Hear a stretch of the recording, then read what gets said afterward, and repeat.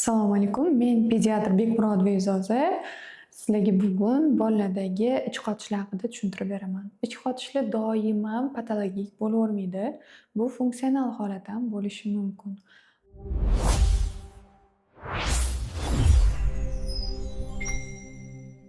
Ich qotishlari asosan bolani birinchi kundanoq kuzatiladi to 5-6 yoshgacha. Xo'p, bunga nima sabab bo'ladi? Boladagi birinchi kundan to 6 oylikgacha bo'lgan vaqtdagi ich qotishlari bu ichak fermentlarini yaxshi yetmaganligi, mikroflorasini o'z joyida emasligi. 3 oygacha bo'lgan bolada kuniga 1-2 marta ichib kelsa ham yoki 3-4 marta ichib kelganda ham bu patologiya deb ayta olmaymiz. Agarda kuniga ichib kelmasdan kun oshib ichib kelgan taqdirda ham bu patologik diareya yoki ich qotishlari deb ayta olmaymiz. Chunki bunda ichak mikroflorasi hali o'zi yetishmagan bo'lgani uchun sekin-sekin o'rniga tushib moslashadi. Agarda bolada 6 oydan keyin ich qotishlari kuzatilayotgan bo'lsa, unda sabab nima bo'lishi mumkin? Unda onalarning aybi bilan ham bo'layotgan bo'lishi mumkin. Buni birinchi sababi qo'shimcha ovqatlarni noto'g'ri tanlanishi, ko'p miqdorda berilishi, kech hazm bo'ladigan narsalardan bizada o'zbeklarda qozon ovqatga o'tkazib yuboraman birdan deydigan gaplar.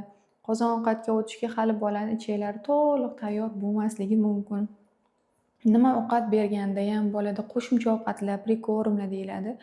Bolaga bir qoshiqcha, kichkina qoshiqcha berib ko'rish kerakda. Uni kuzatish kerak bolani. Shuncha harakat qildim, ovqat qildim, bir choy qoshiqcha beramanmi deyishadi onalarimiz. Berish shart kerak. Bolani holatini o'rgatish kerak. Kechqurun bilan ko'rsin, yaxshi qabul qildimi, ichi ketmadimi, qayt qilmadimi, qorinda og'riq yo'qmi, yaxshi uxladimi? Shu belgilar kuzatilmasa, bu ovqatdan yana tayyorlab berish mumkin. Birinchi o'rinda sabzavotli bo'tqalarning o'rniga onajonlarimiz mevali bo'tqalarni, banan yumshoq bo'lgani uchun yumshoq hazm bo'ladi, shu banan bilan ham oshqozon ichaklarni o'rgatib olsak bo'ladi deb o'ylashadi. Noto'g'ri narsa. Banan o'zi yumshoq bo'lgani bilan, lekin kech hazm bo'ladi. 6 oylikdan oshgan bolajonlarimizga banan berayotgan bo'lsangiz, bitta bolani axlatini o'zingiz ham ona sifatida ko'rsangiz, qora ipchaga o'xshagan narsalar bo'ladi. Bu yaxshi hazm bo'lmagandan dalolat. Xo'p, 6 oylikdan keyin bola 1 yoshga to'ldi. Xo'p, ana endi nega bolani ich qotishlari boshlandi? U paytda bola ko'proq shirinlikka o'rganadi. Suv miqdori kam bo'ladi, kletchatkali narsalardan kamroq yeydi, sabzavot umuman yemaydi. Faqatgina shirinlik bilan bo'lib qoladi. 1 yoshdan 3 yoshgacha bo'lgan bolalarning orasida asosan shu. Bunda dorilarning o'rniga birinchi o'rinda ratsionni to'g'irlash kerak. Xo'p, ratsion to'g'irlashda birinchi o'rinda aytaman, agarda oshqozon ichak bilan muammo bo'lganda, meni qabulimga kelishganda aytaman, birinchi o'rinda men dieta deb yozib qo'yaman. Dietaga amal qilmaydigan bo'lsa, meni qolgan tagidagi 5-6 xil dorilarim hech qanaqa rol o'ynamaydi. Hech qaysi vrachchi, hech qaysi dorisi rol o'ynamaydi. Agarda onani o'zi dieta qilib bermasa, bolada suv balansini ushlab bermaydigan bo'lsa, bolaga sabzavotlarning o'rniga, ko'katlarning o'rniga shirinliklarni faqat beradigan bo'lsa, bu hech qanaqa rol o'ynamaydi. Dorilardan keyin bolam tuzalmadi deyish, u xato fikr hisoblanadi. Xo'p, shu vaqtgacha yuqorida sanab o'tganlarim bolada bironta bir medikamentoz davo talab qilmaydigan, onani o'zi ratsionni to'g'irlagan taqdirda, to'g'ri ovqatlanish rejimini olib borgan taqdirda o'tib ketadigan holatlar edi.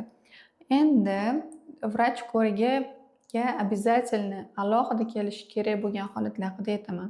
Bola tug'ildi, bolaning birinchi axlati qora bo'ladi. Bu mekanial axlat hisoblanadi.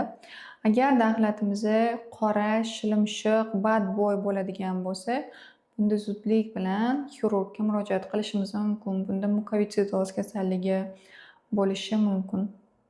Xo'p, agarda bolada yana ich kelishlari 1 haftadan ko'p va hech qanday shamchalar, laktuloza yordam bermayotgan bo'lsa, bu ich kelishlari bolani tug'ilgandan boshlangan bo'ladigan bo'lsa, unda ham обязательно xirurg va pediatr gastroenterolog ko'rigi kerak hisoblanadi. Bu belgilar bolada kuzatilayotgan bo'lsa, o'zi shundoq o'tib ketadi deb o'ylamasdan har qanaqa holatda pediatr, gastroenterolog ko'rigiga borishingizni maslahat beraman.